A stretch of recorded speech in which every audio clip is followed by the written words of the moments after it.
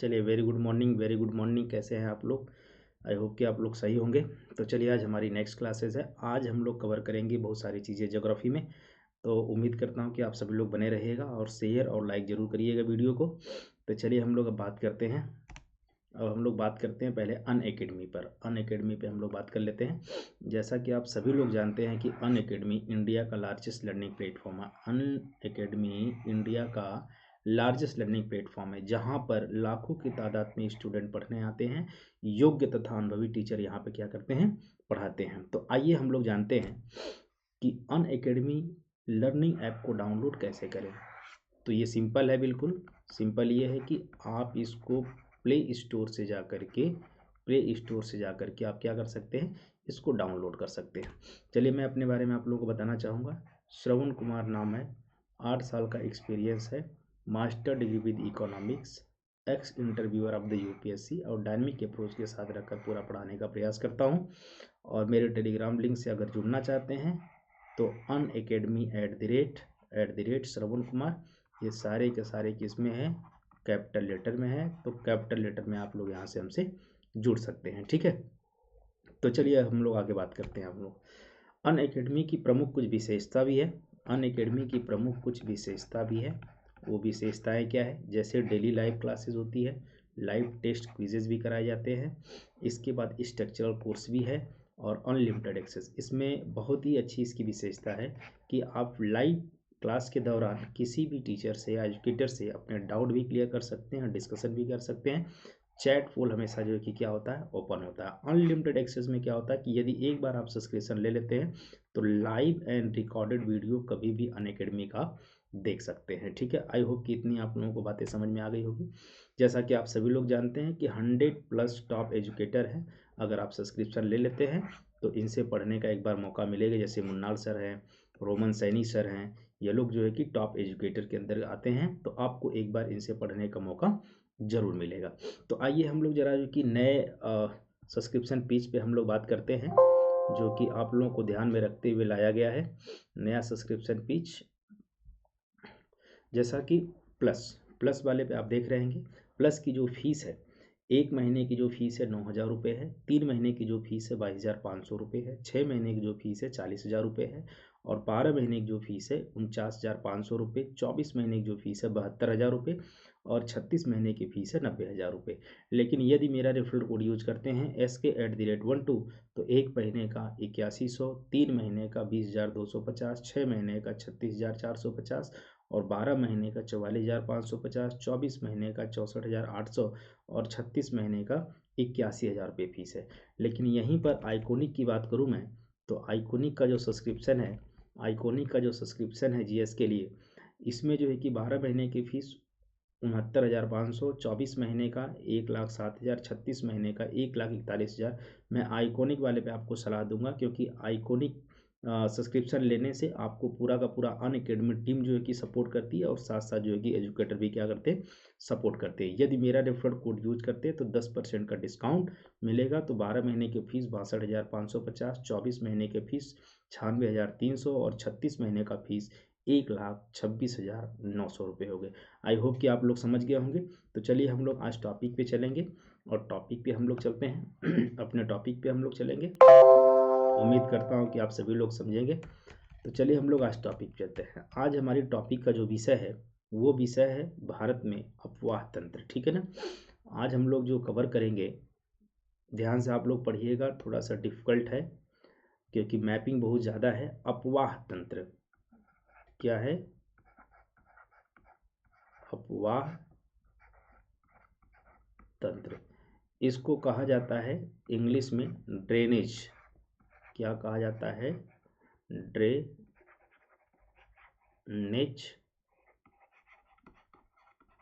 System. इसको क्या कहा जाता है? ड्रेनेज सिस्टम कहा जाता है, ठीक है।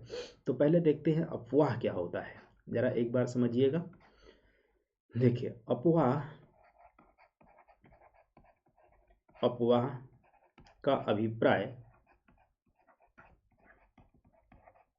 अभिप्राय जलधाराओं तथा नदियों द्वारा जल की धरातली से है। और अपवाह तंत्र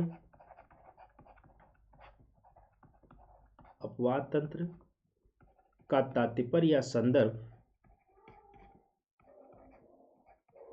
सरिताओं, मतलब जो पानी होते हैं, सरिताओं की उत्पत्ति तथा उनके, ऐसे लिखिएगा, उनके समय के साथ विकास से होता है। आपने देखा होगा, मान लो ये कोई नदी आ रही है, प्रमुख नदी है, इसमें अनेक नदियां आकर के मिलती हैं। इस नदियों के भी अनेक डायमेंशन होते हैं, अनेक छोटी छोटी नदियां आकर के क्या करती हैं, मिलती हैं, और इसे क्या कहा जाता है, अपवाह तंत्र कहा जाता है। क्या कहा जाता है, अपवाह तंत्र कहा जाता है। क्लियर हो गया। इस बात को क्या कहा जाता है, जब अनेक प्रकार की जल धाराएं एक धरातलीय स्तर पर जो है कि प्रभावित होती हैं, चलती हैं, तो उसे क्या कहा जाता है, अपवाह तंत्र कहा जाता है। ठीक है, कई तंत्र होते, कई छोटी छोटी नदियां आकर के प्रमुख नदियों में मिलती हैं, इसी को क्या कहा जाता है, अपवाह तंत्र। और अपवाह तंत्र का संदर्भ सरिताओं की उत्पत्ति, जहां से पानी की उत्पत्ति होती है और समय के साथ इसका क्या होता है, धीरे धीरे विकास होता रहता है, इसको कहा जाता है अपवाह तंत्र। आई थिंक कि आप लोग समझ गए होंगे, समझ गए होंगे। ठीक है, आइए जरा कुछ चीज लिखते हैं। किसी भी नदी के तंत्र के द्वारा, नोट करके लिखिएगा आप लोग, नोट, किसी भी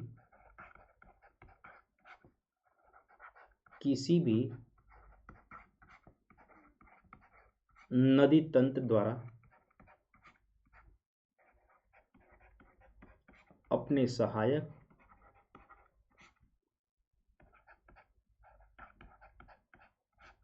नदियों के साथ अपवाहित क्षेत्र को अपवाह द्रोणी की संज्ञा दी जाती है।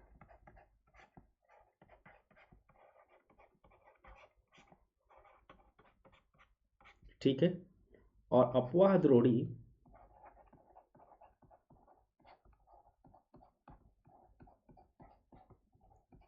को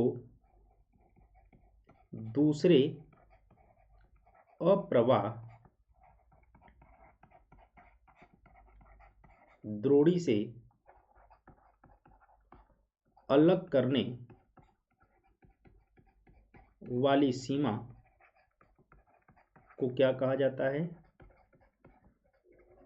जल विभाजन कहा जाता है। क्लियर।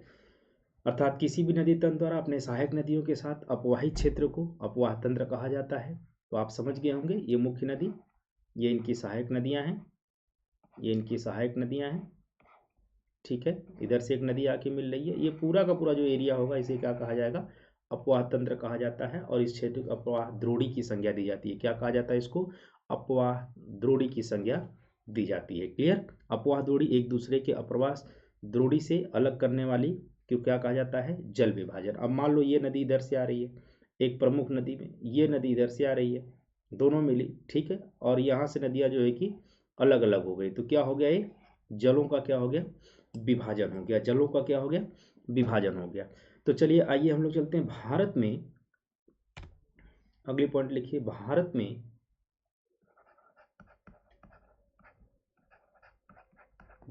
में या भारत ऐसे लिखिएगा, भारत नदियों का देश है, जहां 4000 से भी अधिक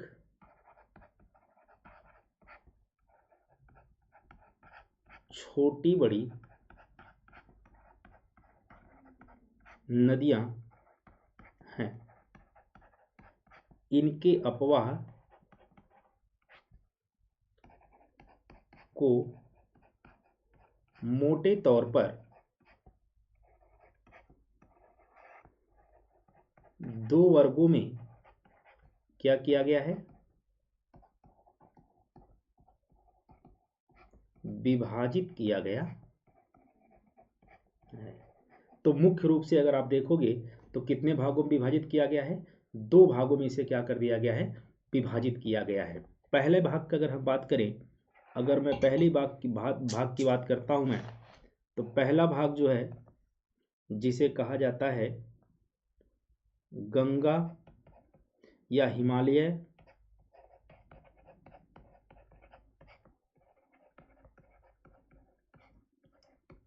अपवाह तंत्र,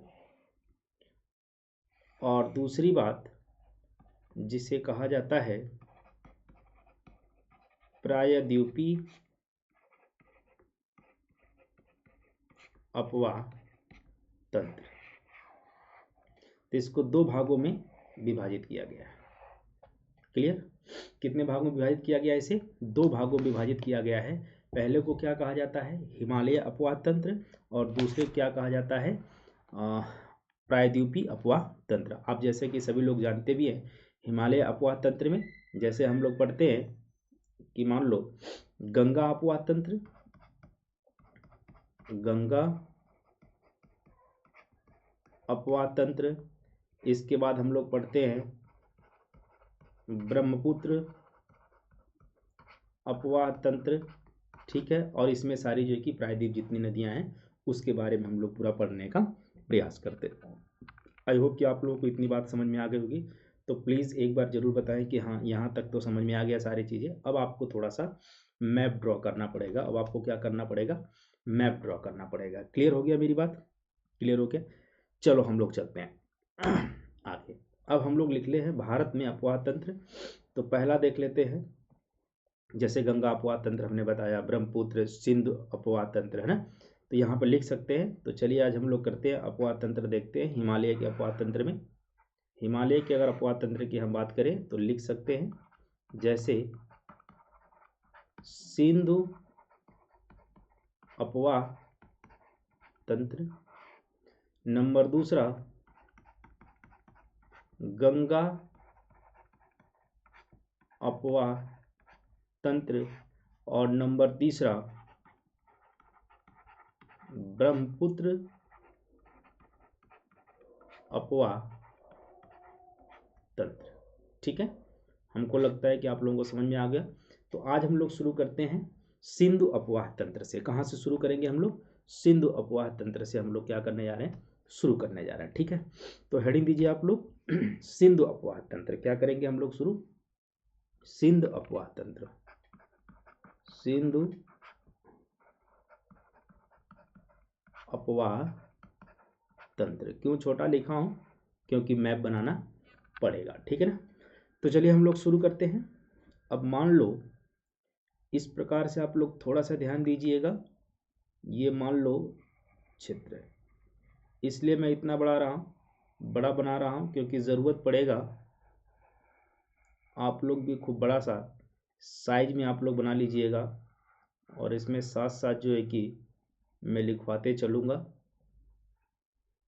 ठीक है, साथ साथ जो है कि मैं लिखवाते भी चलूँगा। इस प्रकार से आप लोग कुछ आकृति जो है क्या करें, बना लें। ये नॉर्थ का भाग पूरा का पूरा है, तो ध्यान से आप लोग देख के चलिएगा। यहाँ पर मान लो, यहाँ पर अगर आप देखोगे तो इसको ऐसे लिखिएगा, मानसरोवर है। क्या है ये? मानसरोवर। नोट करके लिखिएगा, मानसरोवर। ठीक है, अगर ऊपर जाओगे तो ये कैलाश पर्वत, क्या नाम है, कैलाश पर्वत। ठीक है, और ऊपर जाओगे तो आप इसको बोल सकते हैं पोखरचू, और नाम दाओगे सीन हबाब। क्या बोले? सीन कबाब, ऐसे बोलते हैं, सीन कबाब। एक और नाम आता है सानो हबाब, ठीक है। तो आपको कहीं से भी एक नाम उठा के दे देगा, आपसे मानसरोवर का पूछ सकता है, कैलाश का पूछ सकता है, सीन का बाप पूछ सकता है, बोखरचू पूछ सकता है, सानो का बाप पूछ सकता है। अर्थात ये जो है सीन का बाप और बोखरचू, सानो हबाब, कैलाश, ये जो है कि तिब्बत में इसे कहा जाता है, ठीक है ना। ये भी मानसरोवर जो है कि कहाँ है, तिब्बत में। तो ऐसा माना जाता है कि यहाँ से एक नदी ओरिजिनेट होती है, ध्यान से समझो, यहाँ से एक नदी ओरिजिनेट होती है और आकर के भारत में इंटर करती है। ध्यान दीजिएगा आप लोग, ये भारत में जहाँ पे इंटर करती है इसे कहा जाता है दमचौक। क्या कहा जाता है पहले, दमचौक कहा जाता है। और ध्यान दीजिएगा, दमचौक से होते हुए सीधा होते हुए यहाँ पर पड़ेगा ले, ले अर्थात इस नदी के उत्तर में ले है, ठीक है। ले से होते हुए आगे जाते हुए और यहाँ से आते हुए ये यहाँ भाग से वो प्रवेश करती है और जहाँ से वो निकलती है इसे कहा जाता है चिल्लास। चिल्लास, ये this is the part of the Pakistan, अर्थात जब पाकिस्तान में प्रवेश करती जहाँ से, उस स्थान का नाम है चिल्लास। क्या कहा जाता है इसको, चिल्लास कहा जाता है, ठीक है। अब जरा दो चीज़ें देखिए, प्रवेश की दमचौक से और पाकिस्तान में प्रवेश की चिल्लास से, ठीक है ना। चिल्लास एक जगह है, यहाँ से प्रवेश कराती पाकिस्तान में, और यहाँ से प्रवेश करती है तो दमचौक कहा जाता है जब भारत में वो प्रवेश करती है। अब आइए जरा ध्यान से समझिएगा, यहाँ पर ऊपर देखोगे आप वो, तो आपको लद्दाख मिलेगा, लद्दाख नोट करते चलिएगा सभी लोग। और लद्दाख के आगे अगर आप जाओगे यहाँ पे तो आप देखोगे ये वाला पूरा पार्ट सियाचिन का है। किसका है, सियाचिन का मैं लिख रहा हूँ,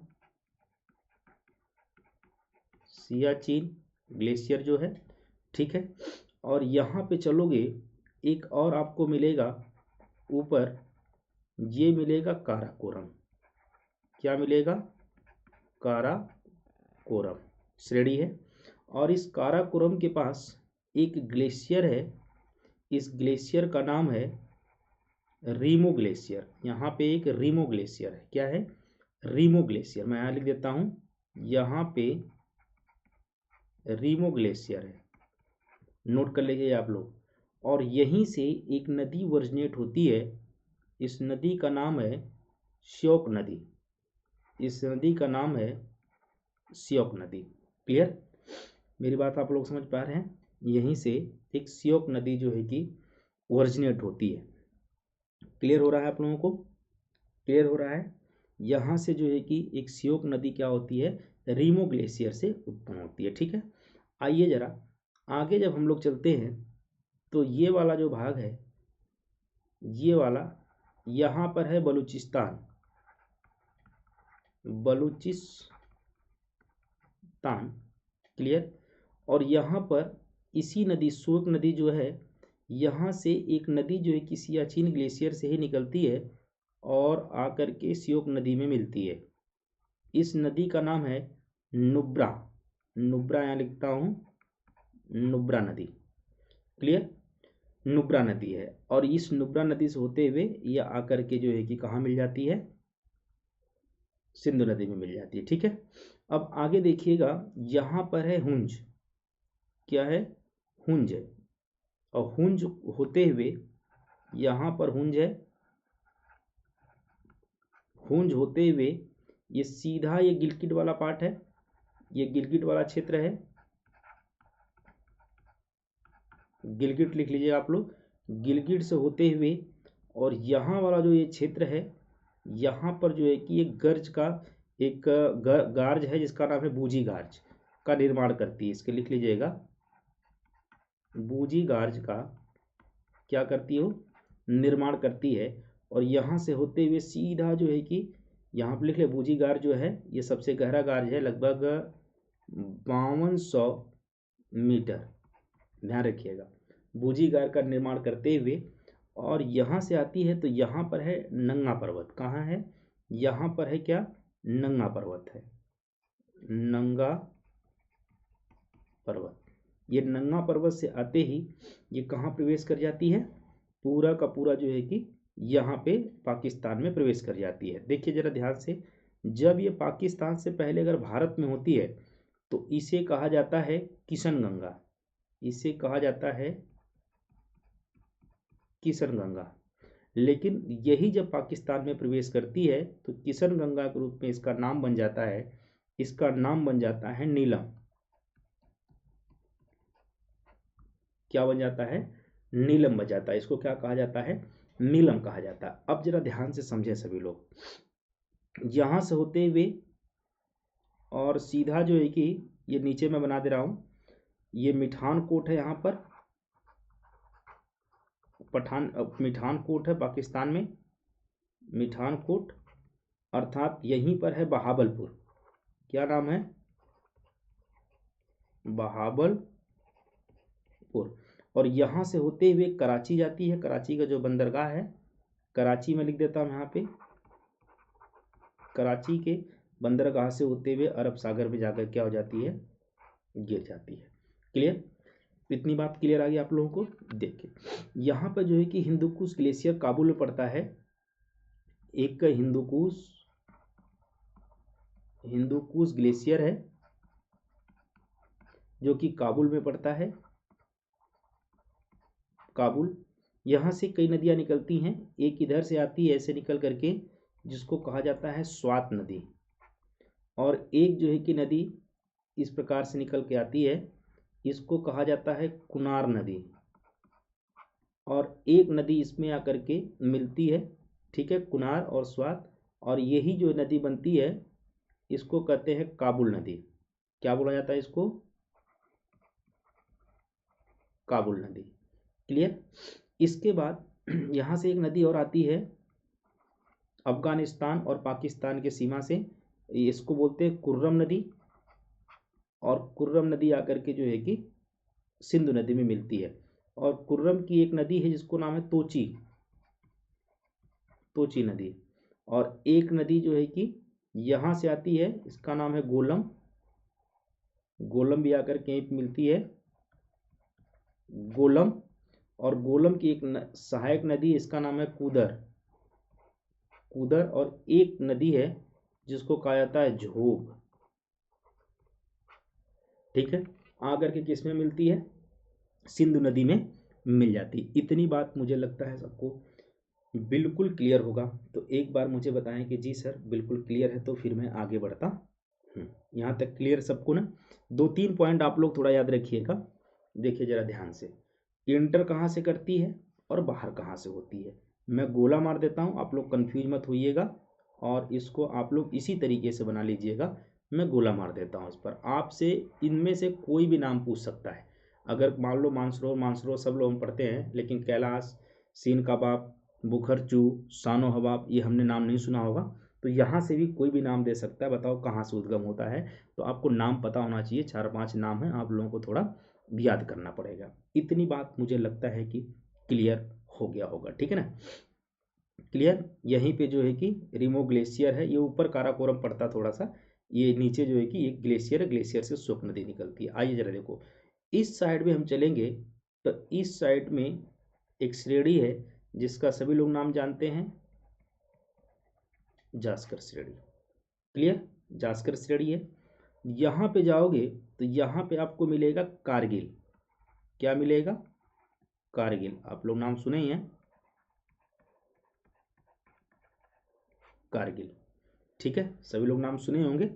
एक नदी जहाँ पर जाकर के मिलती है, छोटी सी नदी है, ध्यान रखिएगा, ये एक नदी यहाँ से जाकर के मिलती है, इसका नाम है सुरु नदी, सुरु नदी है, और आकर के सिंधु नदी में मिलती है, ठीक है ना? सुरु नदी, ये जो कि पेंजला से निकलती है, मैं लिख दे रहा हूँ यहाँ पे, ये पेंजला से निकलती है, पेंजला, पेंजला से निकलती है सुरु नदी। ये कई बार पूछा गया एग्जाम में, सुरु नदी, ठीक है, किसकी सहायक नदी है, पूछ लेगा आपसे जोड़ करके, ठीक है। आइए जरा अब हम लोग समझते हैं आगे। देखिए जरा ध्यान से, यहाँ पर हमने बताया था कि एक नदी का उद्गम होता है, इस नदी का नाम है झेलम, ठीक है। और झेलम नदी यहाँ से मतलब शेषनाग से निकलती है और जा करके बूलर झील में पहले जाती है। क्या है? बूलर झील। यहाँ पे एक झील है, बूलर झील से होते हुए ये जो है कि नंगा पर्वत होते हुए सीधा जो है कि नंगा पर्वत होते हुए इस प्रकार से जा करके मिठानकोट पर मिलती है। जरा ध्यान दीजिएगा आप लोग, कहाँ मिलती है? मिठानकोट पे मिलती है। कहाँ मिलती है? मिठानकोट पर जो है कि मिलती है। अब जरा ध्यान दें, ये बूलर झील आप लोग नाम याद रखिएगा, मैं इसको गोला मार देता हूँ। क्या मारता हूँ? गोला। आपको याद होना चाहिए यह है बूलर झील, ठीक है। झेलम जो है कि कहाँ से निकलती है? शेषनाग झील से निकलती है। यहाँ पर लिख देता हूँ शेषनाग, ठीक है। शेषनाग से निकलती है। हमने बताया था जिला जम्मू कश्मीर, अगर लिखना है तो आप लोग लिख लीजिएगा जम्मू एंड कश्मीर से निकलती है। इतनी बात क्लियर हो गई? इतनी बात क्लियर होगी तो मुझे बताएं प्लीज़। हाँ, इतनी बात क्लियर होगी। अब थोड़ा सा हम मैप यहाँ से ले रहे हैं एचपी वाले पार्ट में, और थोड़ा सा बड़ा बनाऊंगा मैं ताकि आप लोगों को पूरा नॉर्थ का पता चल जाए सारी चीज़ें। मैं थोड़ा सा नीचे ले रहा हूँ ताकि आप लोगों को बहुत बेहतर तरीके से ये पता चल जाए। मैं this is the part of the HP का हमने पार्ट बनाया। देखिए जरा ध्यान से समझिएगा, यहाँ से यहाँ पर अगर देखोगे दो वाटर की धाराएं हैं या दो नदियों की धाराएं हैं, समझिएगा जरा ध्यान से, ऐसे और ऐसे, ठीक है। एक को बोला जाता है भाभा या भागा बोला जाता है, भागा, और एक को बोला जाता है चंद्रा। क्या बोला जाता है? भागा, चंद्रा। ये एक्चुअल में केलांग से निकलती है। यहाँ पे मैं केलांग निकलता हूँ, केलांग। केलांग मतलब वो बाड़ालाचा में है, यहाँ लिख देता हूँ बाड़ालाचा जो दर्रा है यहाँ पर है केलांग। केलांग से निकलती है और दो वाटर की धाराएं आकर के या दो नदियां छोटी छोटी आकर के मिलती हैं। ये मिलती यहाँ पर तांडी पर। कहाँ मिलती हैं? तांडी पर। और इसे लाहौल भी कहा जाता है। यहाँ पर एक जिला भी है, इस जिले का नाम है लाहौल। यहाँ लिख देता हूँ, इस जिले का नाम है लाहौल जिला। ध्यान रखिएगा, लाहौल जिला से होते हुए वो संसारी नाला कहाँ जाती हैं? एचपी का जो बॉर्डर है जब ये प्रवेश करती हैं तो यहाँ पर संसारी नाला है, संसारी नाला।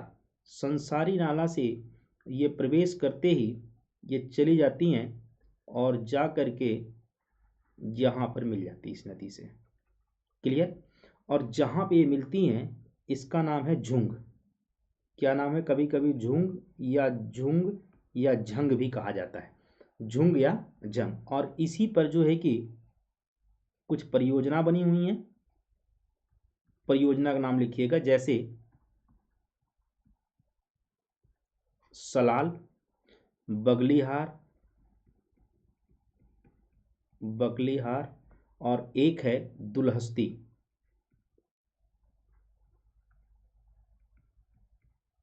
दुलहस्ती आप लोगों को दिख रहा है ना? बोल भी रहा हूं, नोट करते चलिएगा आप लोग, ठीक है। क्या है? दुलहस्ती। इस नदी का पूरा नाम है चेनाब नदी। क्या बोलते हैं इसको हम लोग? हैं चेनाब नदी। इतनी बात आप लोगों को क्लियर हो गया? तो संसारी माला से होते हुए प्रवेश कर जाती है पंजाब वाले क्षेत्रों में और वहां से होकर के जाती है झुंग में, जो है कि क्या करती है? मिल जाती है। क्लियर हो गया? इतनी बात हमको सबको लोग बताइए जरा, मुझे प्लीज एक बार बताएं जरा, सभी लोग मैसेज करके मुझे बताएं आप लोगों को क्लियर हो रहा ना। ये होगी चेनाब। अब हम चलते हैं रावी नदी पर। देखिए रावी नदी का देखिए जरा,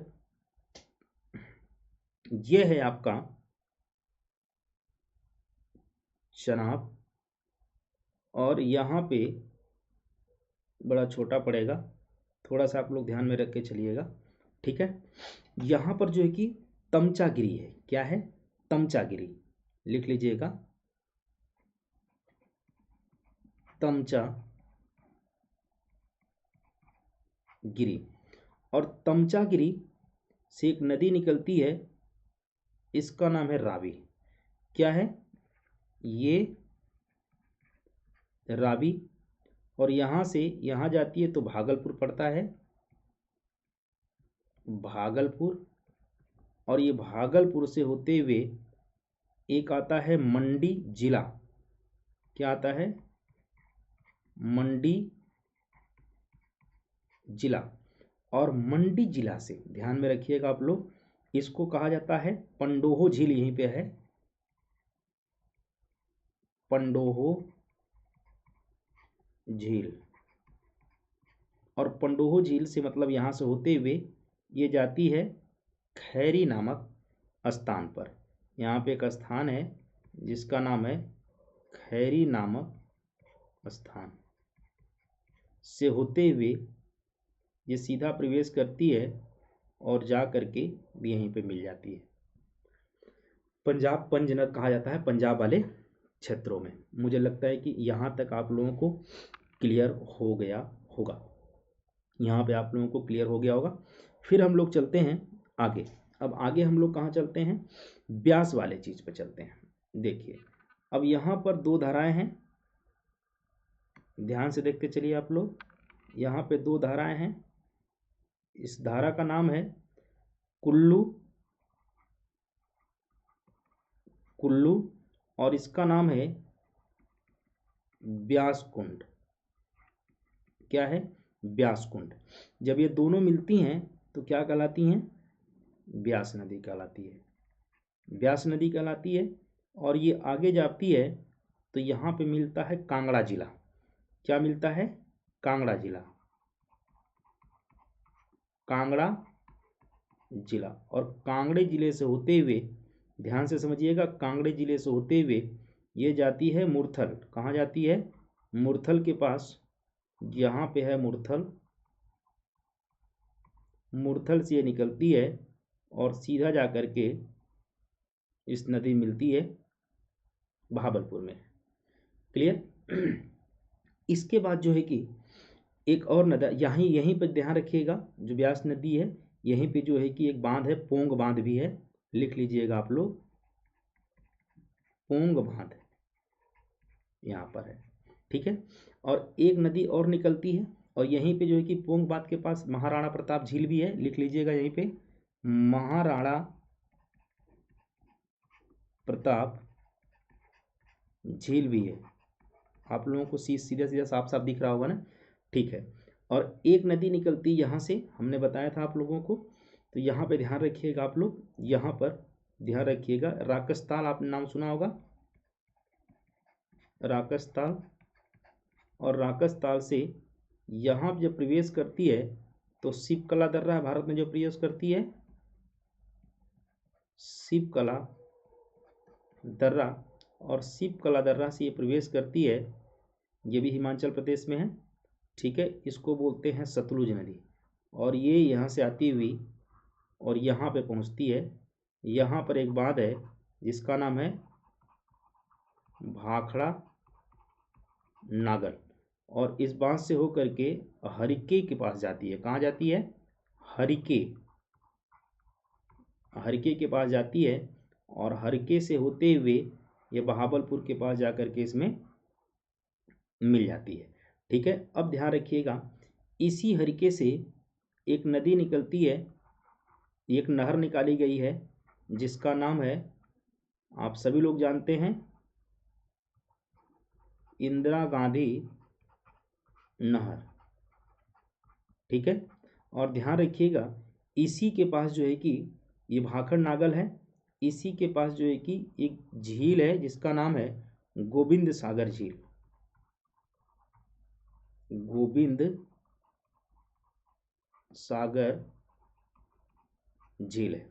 इतनी बात समझ में आ गई। एक चीज और देखिएगा, जब यहाँ से नदी बहती है सिंधु नदी, तो सिंधु नदी को तिब्बत में एक नाम दिया जाता है शेरमुख। क्या कहा जाता है इसको? शेरमुख। या फिर इसको एक नाम और है, सिंधी बधान कहा जाता है, सिंधी बघान भी कहा जाता है इसको, सिंधी बघान भी कहा जाता है, तिब्बत में से कहा जाता है। क्या कहा जाता है इसको? तिब्बत में कहा जाता है। आई थिंक कि आप लोगों को थोड़ा सा इसको देख लीजिए और स्क्रीनशॉट ले लीजिए ताकि आप लोगों को किसी भी प्रकार का दिक्कत ना हो। एक बार आप लोग जो इसका जो एक स्क्रीनशॉट ले लें, फिर किसी प्रकार का दिक्कत नहीं होना चाहिए। फिर मैं इसके बारे में आप लोगों को लिखवाते हुए चल रहा हूँ, आप लोग इसके ऊपर पूरा लिख लें, सारी चीज़ों को नोट्स बना लें एकदम तरीके से, आप लोग एकदम प्रॉपर तरीके से नोट्स बना लें ताकि किसी प्रकार का दिक्कत नहीं होना चाहिए। अगर दिक्कत होगा तो बड़ी मुश्किलें हो जाएंगी, है ना। तो आप लोग क्या करो, इसका प्रॉपर नोट्स बना लो। प्रॉपर क्या बनाना है, इसका नोट्स बनाना है, ठीक है ना। तो एक बार स्क्रीनशॉट इसको ले लें, बेहतर तरीके से स्क्रीनशॉट ले लें, फिर हम लोग प्रॉपर नोट्स के ऊपर चलेंगे, ठीक है। यहाँ तक तो कोई दिक्कत नहीं, किसी को किसी प्रकार की कोई दिक्कत नहीं है ना। तो चलिए हम लोग लिखते हैं सिंधु अपवाह तंत्र। क्या लिखेंगे हम लोग? सिंधु अपवाह तंत्र। मुझे लगता है कि यहाँ तक किसी प्रकार का दिक्कत नहीं होना चाहिए और ना हो सकता है, क्योंकि देखो इतना सारी चीज़ अपवाह तंत्र पढ़ोगे तो आपको बिल्कुल चीज़ें क्लियर हो जाएगा, ठीक है। बिल्कुल चीज़ें क्या हो जाएगा, क्लियर हो जाएगा, ठीक है। अब आपको पता ही होगा कि रावी नदी कहाँ से निकलती है। मैं जो कि नदियों में पढ़ा चुका हूँ, तो यहाँ पे हमने मेंशन वो चीज़ें नहीं किया हूँ, तो आप लोग इस बात को ध्यान रखिए कि रावी नदी, चेनाब नदी, ठीक है, और व्यास नदी, ठीक है, और झेलम, झेलम, चेनाब, रावी, व्यास और सतलुज, ये नाम लिखना है तो आप लिख लीजिएगा भैया, नहीं तो बाद में कहिएगा कि नहीं लिखवा है सर। ये है सतलुज नदी। क्लियर हो गया? इतना इतना क्लियर हो गया। चलिए हम लोग इस पर नोट्स बना लेते हैं। प्रॉपर तरीके से सभी लोग नोट्स बनाते चलिएगा, क्योंकि अपने आप में बहुत ज़्यादा ही इम्पोर्टेंस है सिंधु अपवाह तंत्र, ठीक है ना। चले एकदम इसको आप लोग स्क्रीनशॉट ले लीजिएगा बढ़िया तरीके से, ऐसे ही बना लीजिएगा आप लोग। चलिए अब हम लोग आगे चलते हैं, अब नोट्स बनाते हैं। सिंधु अपवाह तंत्र, क्या लिखेंगे इसको? सिंधु अपवाह तंत्र, ठीक है। क्या लिखेंगे? सिंधु अपवाह तंत्र। चलिए शुरुआत करते हैं। वही चीज़ें जो मैं लिखवाया हूँ वहाँ पे बनाया हूँ, वही चीज़ें मैं लिखवाऊंगा। सिंधु नदी तंत्र विश्व के विशालतम नदी तंत्रों में से एक है।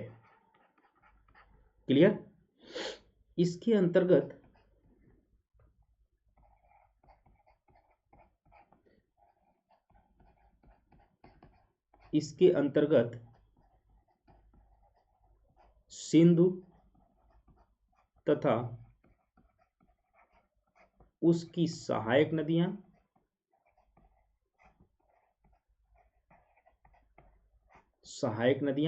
जैसे झेलम, चेनाब,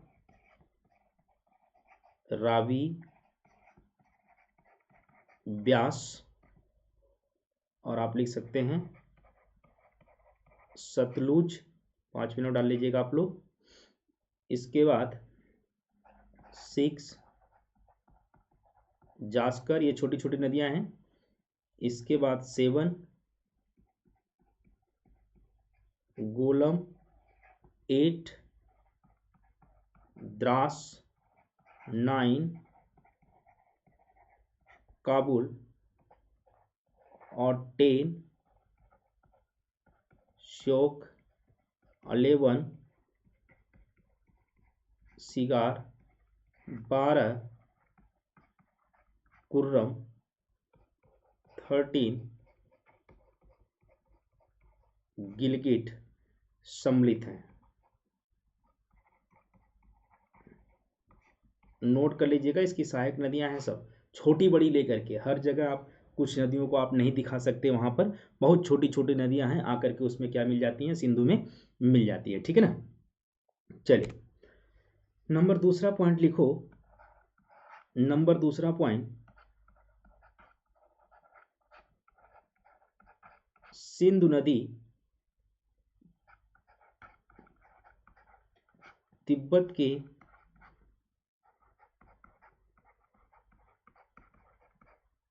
मानसरोवर झील के निकट से, कहाँ भैया, चेमायुंगडुंग, ये भी नाम आता है, ध्यान रखिएगा, चेमायुंगडुंग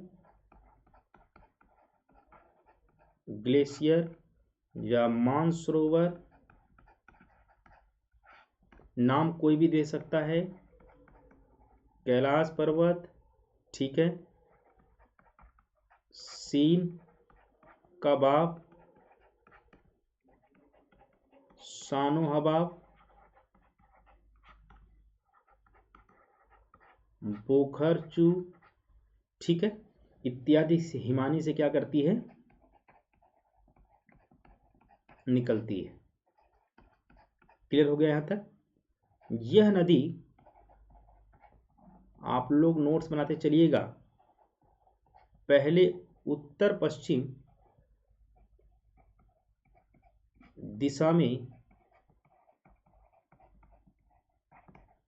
प्रभावित होती थी, फिर यह नदी, यह हिमालय पर्वत को काटकर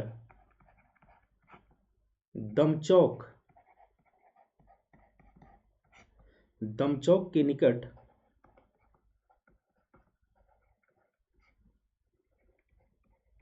भारत में क्या करती है, प्रवेश करती है। यहां तक सबको क्लियर हो गया। तीसरा पॉइंट, यह भारतीय कश्मीर के दो मात्र जिले, पहला लेह और दूसरा कारगिल में प्रवाहित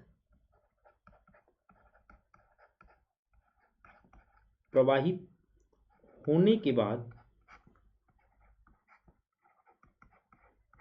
के बाद पीओके में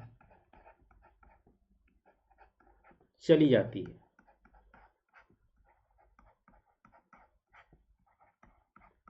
पीओके में दिखा दे रहा हूं कहाँ है, यहाँ पे चलिए देखिए, ये वाला हिस्सा जो है पीओके का है, कहाँ है, पीओके वाला हिस्सा है।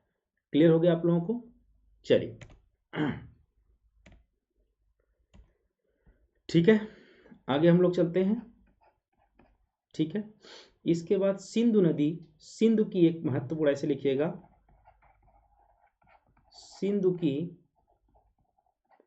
एक पूर्ववर्ती नदी है जो नंगा पर्वत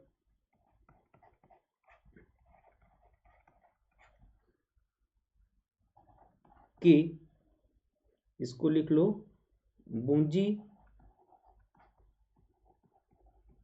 नामक स्थान से या स्थान पर लद्दाख को काटकर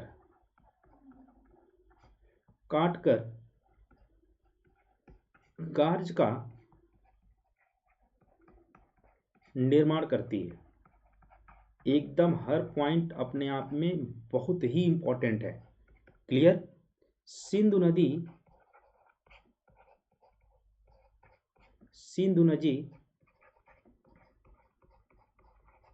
चिल्लास के निकट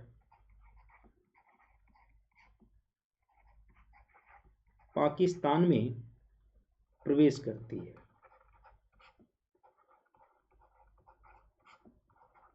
जब प्रवेश करती है इसका नाम नीलम। और जब प्रवेश भारत में रहता है तो इसको बोलते हैं किशनगंगा।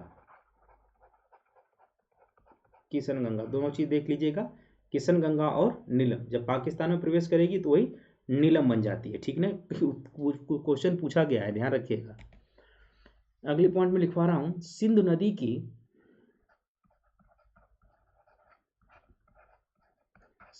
नदी की बाईं ओर बहुत छोटी छोटी नदियां हैं, ओर से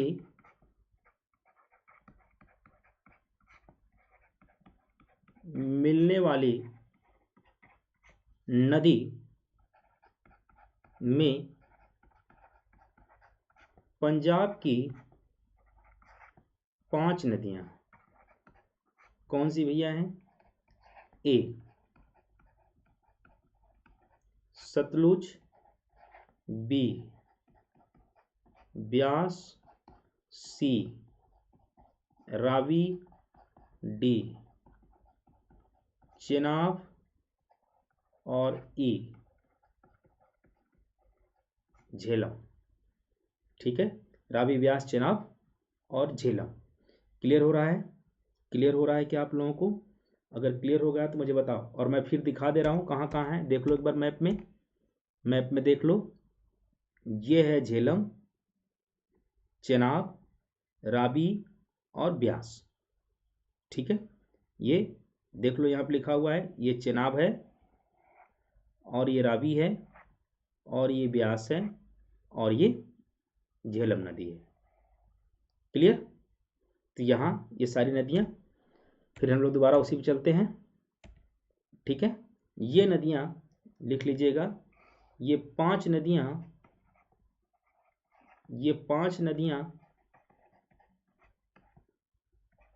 या संयुक्त रूप से सिंधु नदी की मुख्य धारा से मिठान कोट के पास, ऐसे लिखिएगा, पास मिलती हैं। क्लियर? और ये पंजाब में जहां 5 मिलती हैं, ये पंजाब में जहां 5 मिलती हैं उसे पंचनद कहा जाता है। क्लियर? अब आगे चलते हैं, दूसरी बातें। Number 1, Zanskar. Number 2, Sohan. Number 3, Shyam. Number 4, cigar. ये जो 4 नदियां हैं, ये बाईं ओर से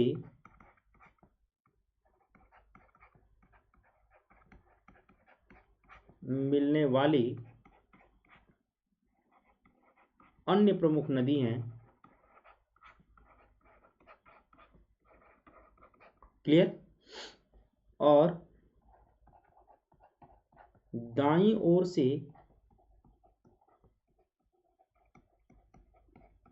मिलने वाली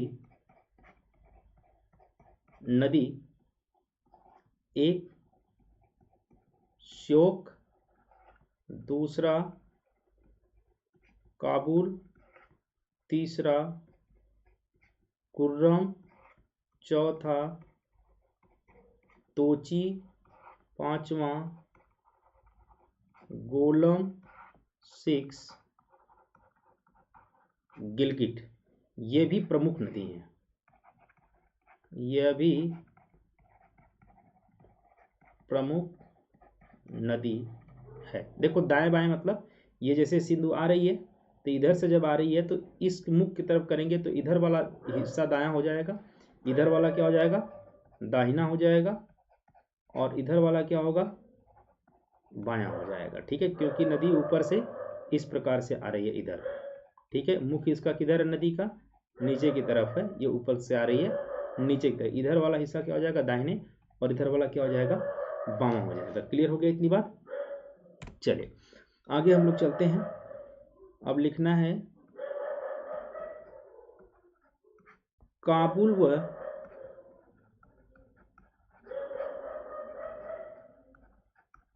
उसकी सहायक नदियों सिंधु में अटक के पास मिलती हैं और सिंधु नदी दक्षिण पश्चिम की ओर क्या करती है, बहती है। क्लियर।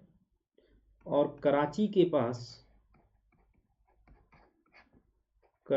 पास क्या करती है, अरब सागर में गिरती है।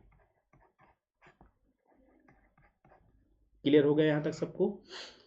अगर क्लियर हो गया तो मुझे एक बार बताइए सभी लोग, यहाँ तक सबको क्लियर होना चाहिए बिल्कुल, क्योंकि अभी मुख्य बातें हो गया है। अब हम लोग चलते हैं एक एक नदियों पर, जो हम नदियाँ अभी लिखवाए हैं एक एक नदियों पर हम लोग क्या करेंगे, चलेंगे। जैसे झेलम नदी है, ठीक है, रावी नदी है, चेनाब नदी है, सतलुज नदी है, ये सारी नदियों पे हम लोग चलते हैं, फिर इसकी बातें हम लोग क्या करते हैं, देखते हैं। यहाँ तक सबको क्लियर हो गया?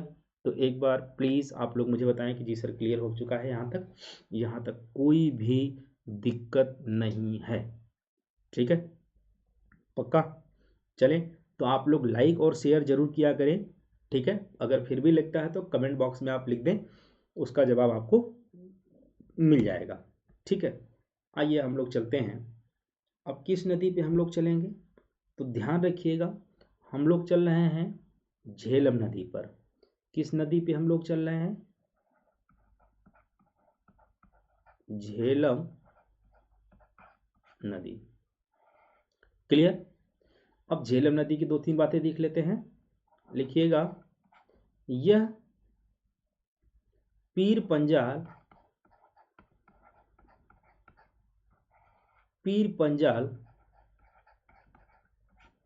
पर्वत की पदस्थली में स्थित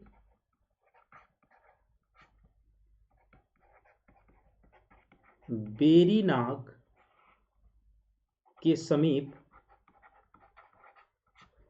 समीप शेषनाग झील से निकलकर कहाँ जाते भैया, श्रीनगर। ध्यान रखिएगा, श्रीनगर के निकट एक झील है जिसको मैंने बताया था बूलर झील में मिलती है। क्लियर। अब मैं बूलर झील दिखा दे रहा हूं आप लोगों को, ताकि आप लोगों को आइडिया पता चल जाएगा। चलिए पीछे देखिए, ये है आपका बूलर झील श्रीनगर के पास। ये कहाँ है, श्रीनगर के पास बूलर झील, ठीक है। जम्मू कश्मीर के शेषनाग, यहाँ पे मैं लिखा हूँ शेषनाग से निकल करके झेलम बूलर झील में जाकर के क्या करती है, मिलती है, ठीक है ना।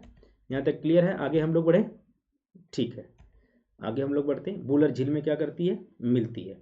और पुनः यहाँ लिखिएगा, और पुनः आगे बढ़कर, ध्यान रखिएगा, मुजफ्फराबाद, नाम याद रखिएगा, मुजफ्फराबाद में मंगला तक यह भारत और पाकिस्तान सीमा पर है, सीमा से लगभग समानांतर बहती है, कुछ दूर तक समानांतर बहेगी, ठीक है ना। और आगे लिखना है, और कश्मीर की घाटी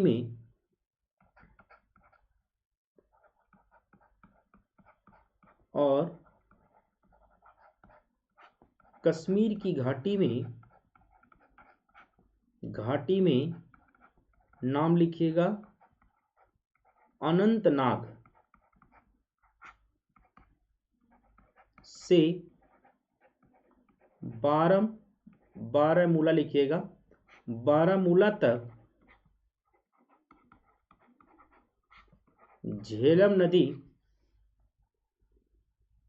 नदी नौका गम्य है। नाव चलाई जाती है यहाँ पे, नौका गम्य है। ठीक है, अगला पॉइंट लिखिएगा, झेलम पाकिस्तान में झुंग के निकट चिनाब नदी में मिल जाती है। क्लियर? और यह चेनाब की सहायक नदी है। ध्यान रखिएगा आप लोग, कहाँ मिलती है देखो, मैं दिखा दे रहा हूं आप लोगों को मैप में फिर एक बार चल के। ये देखिए, ये आई, ये झुंग का पोर्शन देख लो, ये झुंग वाला पोर्शन है, यहाँ पे आकर के क्या करती है, मिल जाती है। क्लियर हो रहा है आप लोगों को? सबको क्लियर हो रहा है ना? कोई दिक्कत अभी यहाँ तक कोई दिक्कत नहीं होना चाहिए। ठीक है, चलिए बहुत अच्छी बात है। अगर आपको कोई प्रॉब्लम नहीं है तो मुझे लगता है कि आप बेहतर तरीके से पढ़ रहे होंगे। और एक एक लाइन में लिखवा रहा हूँ, ध्यान रखिएगा। ठीक है, एक एक लाइन। तो कहाँ मिल जाती है? झुंग में। मैं बॉक्स में इसको रख रहा हूँ, आप लोग नोट कर लीजिएगा। ठीक है, चेनाब की सहायक नदी है। तो अब दूसरी नदी हम लोग चलते हैं, चेनाब नदी। कौन सी नदी? चेनाब नदी। आइए चेनाब नदी के हम लोग विषय करते हैं। देखो, चेनाब सिंधु की विशालतम सहायक नदी है। नोट डाउन करते रहिए आप सभी लोग। जो हिमालय प्रदेश से चंद्रभागा कहलाती है। ठीक है, यह नदी लाहुल में बाड़ालाचा लादर्रे जो है से दोनों ओर से मतलब कहाँ? चंद्र एंड भागा नामक दो नदियों के रूप में निकलती है। दो नदियों के रूप में निकलती हैं। अब मैं आपको मैप में दिखा दे रहा हूं। ठीक है, और एक लाइन और लिख लो, यह दोनों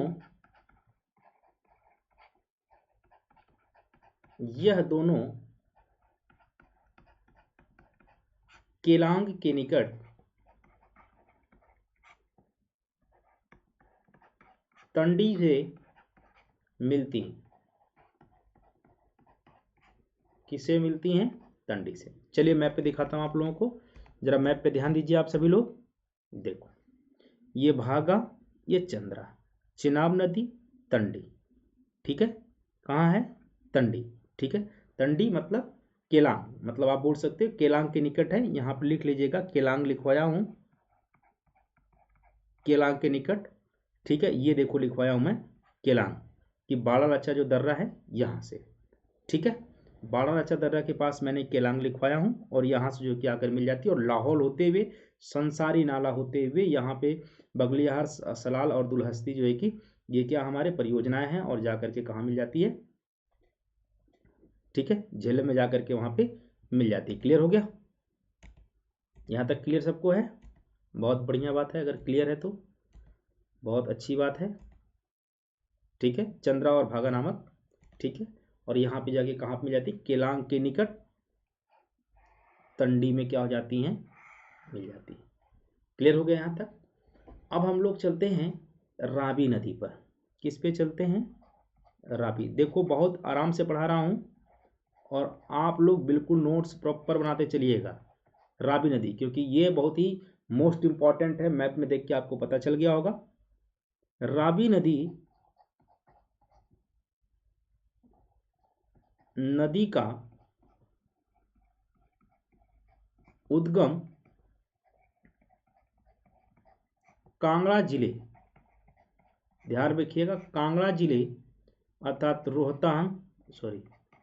रोहतांग दर्रा है, जो कि नदियों में हमने पढ़ाया है, वहां से लिख ले के समीप से हुआ है। क्लियर? इसी के निकट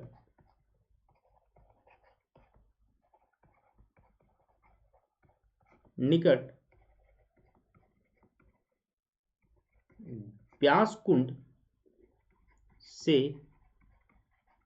व्यास नदी निकलती है। ठीक है, और इसकी घाटी को क्या कहा जाता है? कुल्लू घाटी कहते हैं। देखो दो चीजें, रावी नदी अगर देखा जाए कांगड़े जिले अर्थात रोहतांग दर्रे से, मैप पे चलता हूँ, यहाँ पे दर्रा जो हम नदियों बताया हूँ, लेकिन एग्जैक्ट जो उसका लोकेशन है रावी नदी तमतागिरी के पास में।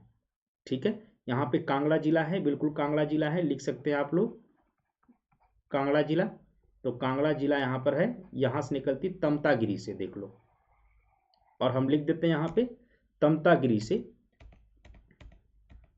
ठीक है, नोट कर लीजिएगा सभी लोग, कुल्लू घाटी, एक ब्रेकेट लिखा तमतागिरी, तमतागिरी, कोई भी नाम आपसे पूछा जा सकता है तो आप लोग नोट कर लीजिएगा, से निकलती है। ठीक है, और अगली पॉइंट, व्यास सतलज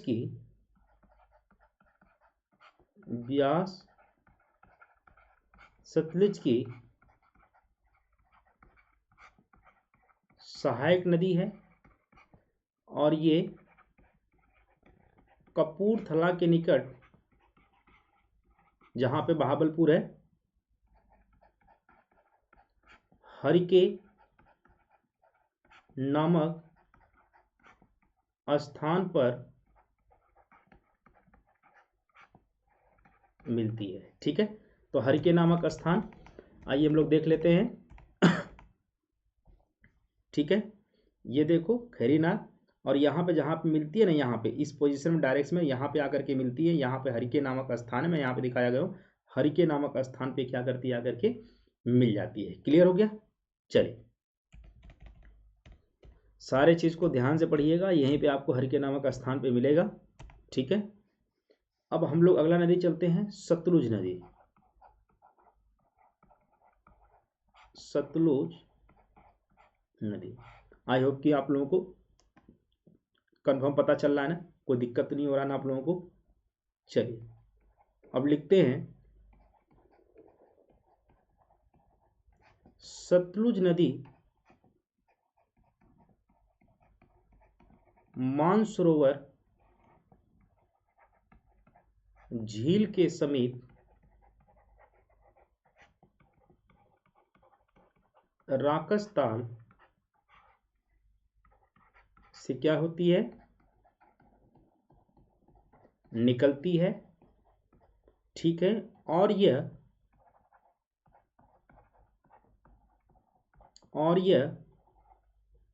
पूर्ववर्ती नदी है, ध्यान रखिएगा, पूर्ववर्ती नदी है, जो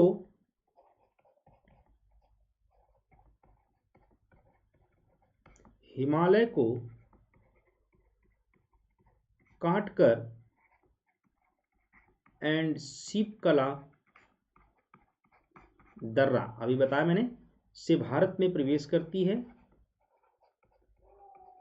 से भारत में क्या करती है, प्रवेश करती है।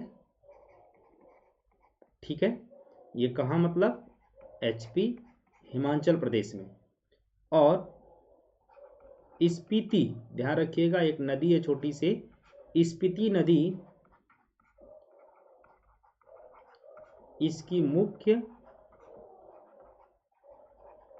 सहायक नदी है। ठीक है, क्लियर। और इसी पर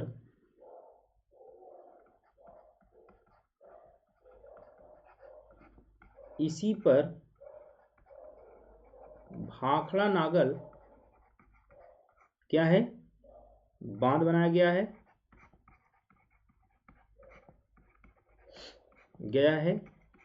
क्लियर, इसी नदी पर। और ब्यास नदी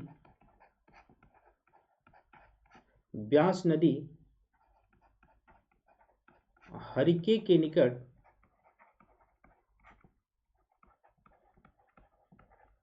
सतलुज नदी में क्या करती है, मिल जाती है। क्लियर। और हरिके